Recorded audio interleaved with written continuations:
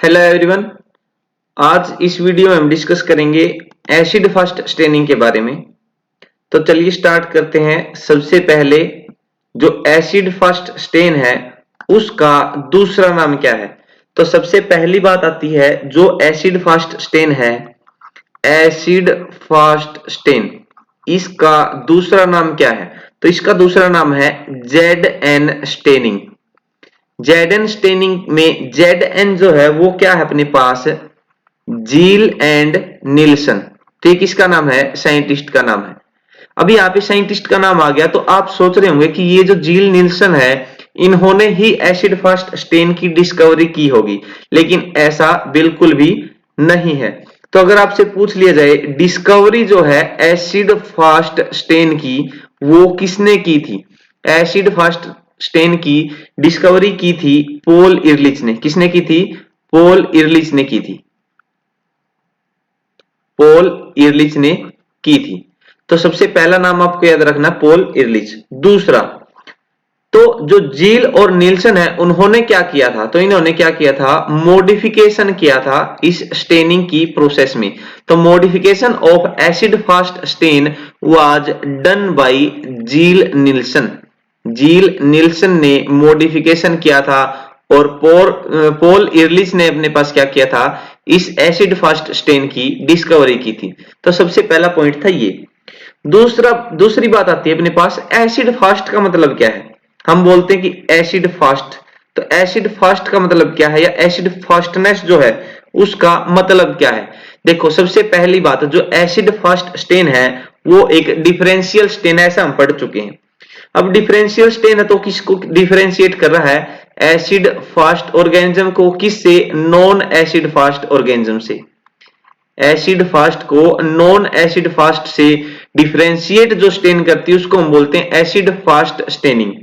अब बात आती है एसिड फास्ट ऑर्गेनिज्म क्या होते हैं। तो acid fast organism, acid fast organisms जो हैं ऐसे ऑर्गेनिजम्स होते हैं जो कि रजिस्ट करते हैं, विरोध करते हैं किसका, डीकलराइजेशन का।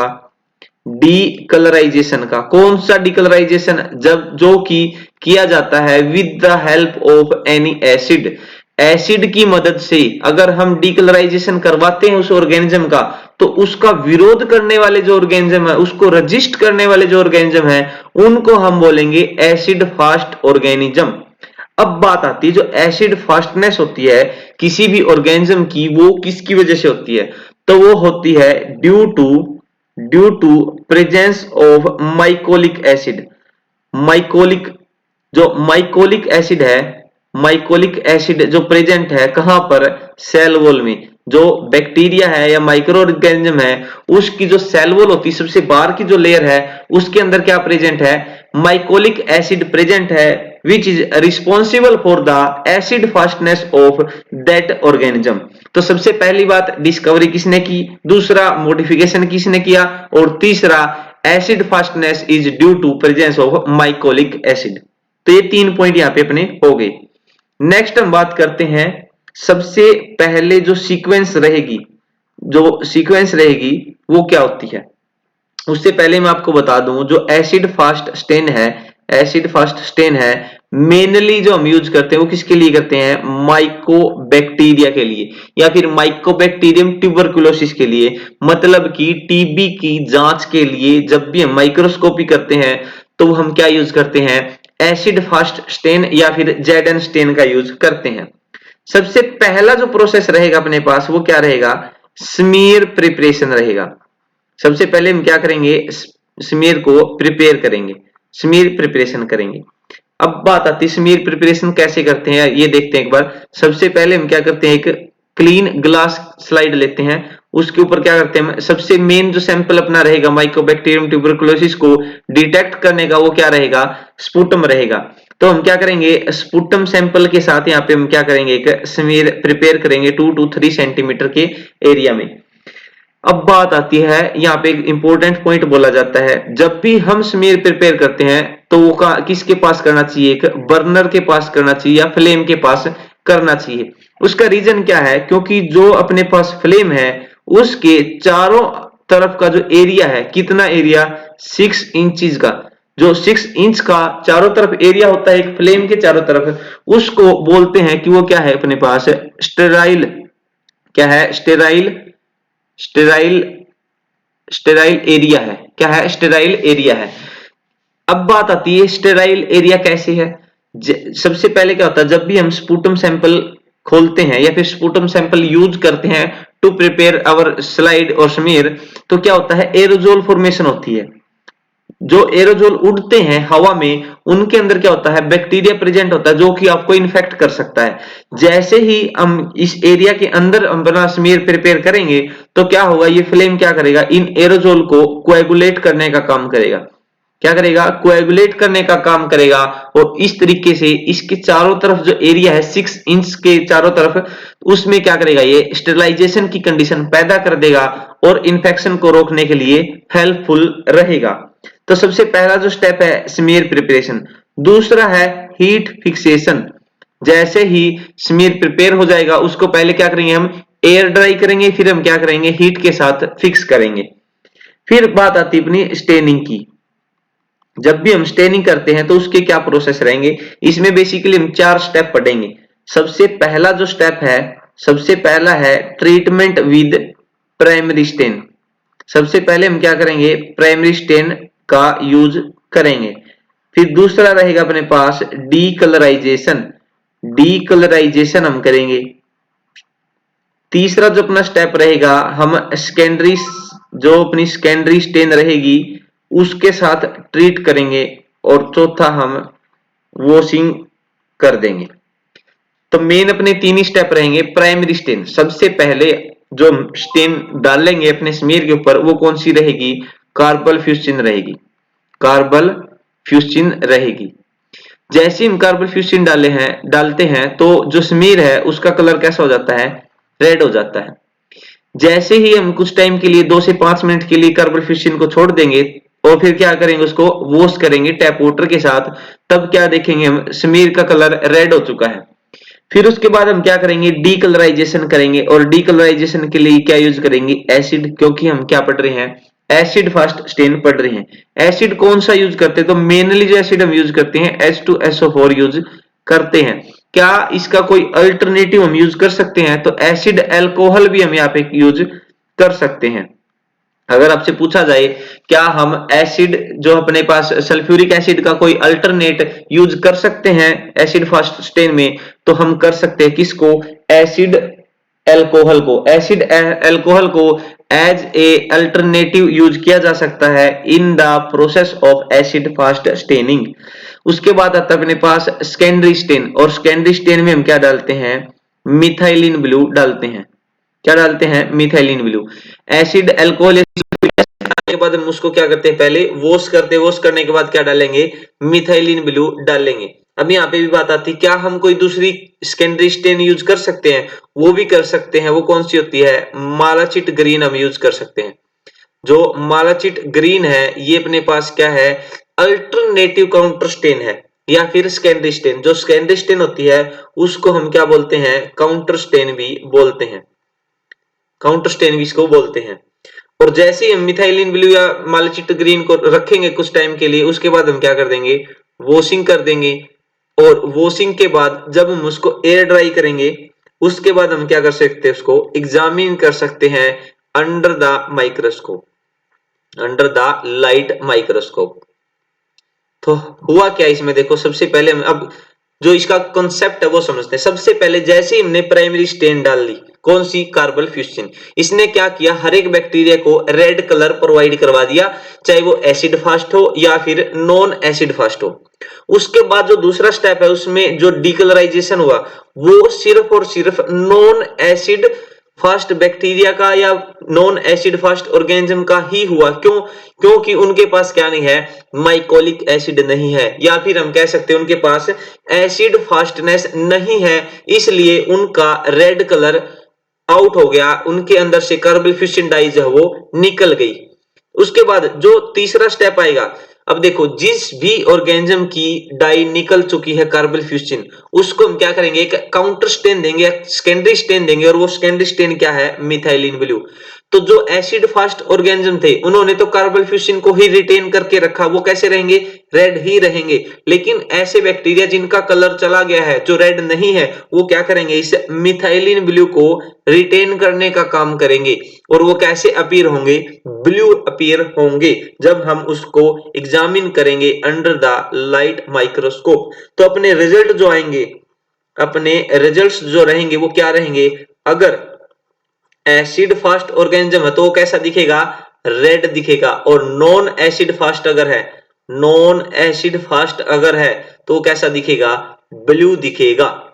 लेकिन अगर हमने सेकेंडरी स्टेन यूज की है मालाचिट ग्रीन, तो सेकेंडरी के बाद अपना जो नॉन एसिड फास्ट बैक्टीरिया है वो कैसा दिखेगा, ग्रीन दिखेगा। तो ये डिपेंड करता है हम सेकेंडरी स्टेन कौन सी यूज करते हैं।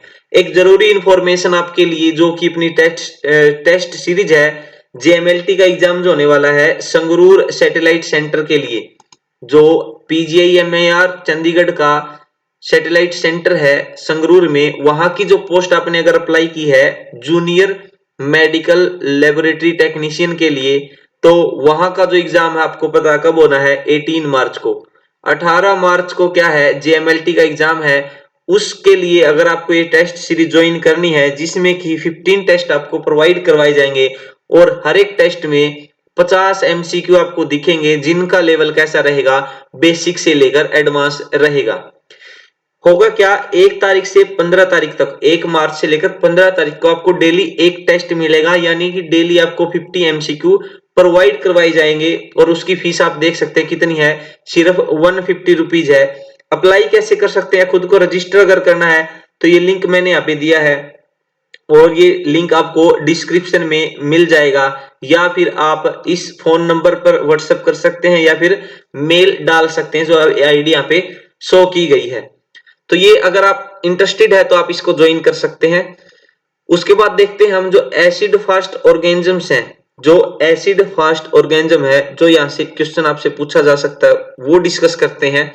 कुछ एक क्या होता है, एसिड फास्ट जो अपने पास ऑर्गेनिज्म है, उनसे जो क्वेश्चन बन सकते हैं। देखो, जो हम सल्फ्यूरिक एसिड यूज करते हैं, sulphuric acid H2SO4 sulphuric acid, जो सल्फ्यूरिक एसिड है उसकी कंसंट्रेशन वेरी करती है ऑर्गेनिज्म टू ऑर्गेनिज्म। सबसे पहले हमने पढ़ा कि एसिड फास्ट बैक्टीरिया को एसिड के साथ जब ट्रीट करते हैं तो वो डाई को रिटेन करके रखता है, उसको निकलने नहीं देता। एसिड फास्ट बैक्टीरिया जो है या ऑर्गेनिज्म जो है, उनकी सल्फ्यूरिक एसिड की जो कंसंट्रेशन यूज की जाती है वो डिफरेंट रहती है। कंसंट्रेशन ऑफ H2SO4, और ये क्या होती है, डायरेक्टली प्रोपोर्शनल होती है किसके, अमाउंट ऑफ माइकोलिक एसिड। अगर किसी भी ऑर्गेनिज्म में माइकोलिक एसिड का अमाउंट ज्यादा रहेगा तो उसको ज्यादा कंसंट्रेशन चाहिएगी, किसके लिए, उसको मतलब कि ट्रीट करने के लिए। जैसे हमने अभी पढ़ा कि हम क्या करते हैं, प्राइमरी स्टेन डालते हैं, उसके बाद क्या करते हैं, एसिड डालते हैं। तो एसिड की जो कंसंट्रेशन हम यूज करते हैं, जैसे मान लेते हैं 25% हम यूज करते हैं, तो 25 की जगह हम क्या ऐसा है कि 1% भी यूज कर सकते हैं। बिल्कुल, वो डिपेंड करता है कि कौन से ऑर्गेनिज्म के लिए हम क्या कर रहे हैं, एसिड फास्ट स्टेनिंग कर रहे हैं। कई बच्चे सोचते हैं कि जो एसिड फास्ट स्टेनिंग है वो सिर्फ और सिर्फ माइकोबैक्टीरिया के लिए है, लेकिन ऐसा बिल्कुल भी नहीं है। कई सारे ऑर्गेनिज्म हैं जिनके लिए हम यूज करते हैं क्या, अपनी एसिड फास्ट स्टेनिंग। सबसे पहले अपने पास जो माइकोबैक्टीरियम ट्यूबरकुलोसिस है, जिसका सभी को पता होता है, माइकोबैक्टीरियम ट्यूबरकुलोसिस सबसे पहला। दूसरा माइकोबैक्टीरियम लेप्री, इसके लिए भी हम क्या करते हैं, एसिड फास्ट स्टेन यूज करते हैं। जो अपने पास क्या होता है, स्पोर्स होते हैं, किसके, बैक्टीरिया के, तो बैक्टीरियल स्पोर्स के लिए भी हम क्या करते हैं, एसिड फास्ट स्टेन यूज करते हैं। नोकार्डिया के लिए भी हम क्या करते हैं, एसिड फास्ट स्टेन यूज करते हैं। कुछ एक पैरासाइट्स भी हैं, जैसे साइक्लोस्पोरा, आइसोस्पोरा। तो ये क्या है, कुछ एक पैरासाइट है जिनके लिए हम एसिड फास्टनेस या एसिड फास्ट स्टेन यूज करते हैं। और तो और जो स्पर्म हेड होता है, स्पर्म हेड है, उसके लिए भी हम क्या कर सकते हैं, एसिड फास्ट स्टेन यूज कर सकते हैं। तो यहाँ पे हम बात करेंगे जो परसेंटेज रहेगी H2SO4 की, उसके बारे में। तो सबसे पहले जो माइकोबैक्टीरियम ट्यूबरकुलोसिस है, उसके लिए कितनी परसेंटेज यूज करते हैं हम सल्फ्यूरिक एसिड की, तो वो करते हैं 25%। माइकोबैक्टीरियम लेप्री के लिए कितनी करते हैं, 5% करते हैं। पैरासाइट्स के लिए, नोकार्डिया के लिए कितनी यूज करते हैं, 1% यूज करते हैं। स्पर्म हेड के लिए कितनी करते हैं, 0.5% करते हैं। और स्पोर के लिए भी कितनी करते हैं, 0.25 टू 0.5% करते हैं। तो ये कंसंट्रेशन आपसे पूछी जा सकती है। दूसरा जो कॉन्सेप्ट अभी हमने डिस्कस किया है, जितनी ज्यादा कंसंट्रेशन H2SO4 की हम यूज करेंगे, मतलब कि उसकी उतनी ही ज्यादा क्या है, एसिड फास्टनेस है। मतलब कि वो ज्यादा रजिस्ट कर सकता है बैक्टीरिया को। तो जितना ज्यादा सल्फ्यूरिक एसिड यूज करेंगे, उतना ज्यादा माइकोलिक एसिड, जितना ज्यादा माइकोलिक एसिड उतनी ज्यादा एसिड फास्टनेस। तो ये टेबल आपको जरूर याद रखनी है कि कौन सी ऑर्गेनिज्म के लिए कितनी परसेंटेज यूज की जाती है H2SO4 की। तो यहाँ पे क्या है, हम एक ऑर्डर यहाँ पे बना सकते हैं। सबसे पहले हम लिखेंगे स्पोर के लिए S, स्पोर के लिए S लिख सकते हैं। उसके बाद स्पर्म हेड के लिए भी S लिखेंगे। उसके बाद आएगा अपने पास N नोकार्डिया के लिए। उसके बाद हम P लिख सकते हैं पैरासाइट्स के लिए, या फिर N और P को हम क्या करेंगे, साथ में रखेंगे, अलग से नहीं लिखेंगे। SSNLT। देखो ये इंक्रीजिंग ऑर्डर जो है अपना बनेगा, सबसे पहले आएगा 0.25 टू 5%, 0.25 टू 0.5%। दूसरा रहेगा 0.5 टू 1%। और जो अपने पास नोकार्डिया रहेगा वो कितना रहेगा, 1% रहेगा। नोकार्डिया कितना रहेगा, 1%। पैरासाइट भी जो भी अपने पास साइक्लोस्पोरा, आइसोस्पोरा, उनके लिए क्या रहेगा, 1% रहेगा। लेप्री के लिए क्या रहेगा, 5%। और ट्यूबरकुलोसिस के लिए कितना रहेगा, 25%। तो ऐसे आप याद कर सकते हो SNLT। SNLT और S के बाद एक S और आप लगा सकते हैं जो कि स्पर्म के लिए स्पेशल है। नहीं तो स्पर्म वाला ना भी पूछे, सबसे पहले स्पोर का जरूर याद रखना। स्पोर का कितना रहेगा, 0.25 टू 0.5%। तो ऐसे इंक्रीजिंग ऑर्डर में आप इसको याद कर सकते हैं SNLT, spore, nocardia, leprae, tuberculosis, 5, 25, 0.25, 0.5 और 1%। ठीक है, नोकार्डिया के लिए कितना है, 1%। तो ऐसे इंक्रीजिंग ऑर्डर में आप इसको याद कर सकते हैं। सबसे पहले बात आती है क्वेश्चन क्या पूछे जा सकते हैं आपसे। क्वेश्चन सबसे पहला है, एसिड फास्टनेस जो है वो किसकी वजह से होती है। तो acid fastness is due to mycolic acid. Mycolic acid की प्रेजेंस की वजह से क्या होता है, एसिड फास्टनेस होती है। क्वेश्चन नंबर 2, डिस्कवरी किसने की थी इस स्टेन की। तो डिस्कवरी किसने की थी, पॉल इरलिच ने की थी। किसने की थी, पॉल इरलिच ने की थी। तीसरा, जो अपने पास जेडन स्टेन है, ओ सॉरी, जो जील और नील्सन है, उन्होंने डिस्कवरी ना करने की बजाय क्या किया था, मॉडिफिकेशन। तो मॉडिफिकेशन अगर आपसे पूछ लिया जाए तो किसने किया था, जील और नील्सन ने किया था। क्वेश्चन 4, प्राइमरी स्टेन जो यूज की जाती है, प्राइमरी स्टेन जो यूज की जाती है एसिड फर्स्ट बैक्टीरिया को डिटेक्ट करने के लिए, या फिर जेडन स्टेन में, तो वो क्या रहेगी, कार्बल फ्यूस्टिन रहेगी, कार्बल फ्यूस्टिन रहेगी। उसके बाद जो क्वेश्चन आपसे पूछा जा सकता है, जो अपने पास सेकेंडरी जो स्टेन रहेगी, सेकेंडरी स्टेन कौन सी रहेगी, मिथाइलिन ब्लू रहेगी या फिर माराचिट ग्रीन रहेगी। उसके बाद परसेंटेज आपसे पूछी जा सकती है, percentage of sulphuric acid for leprae, for Mycobacterium leprae, तो इसके लिए कितनी आएगी, 5% आएगी।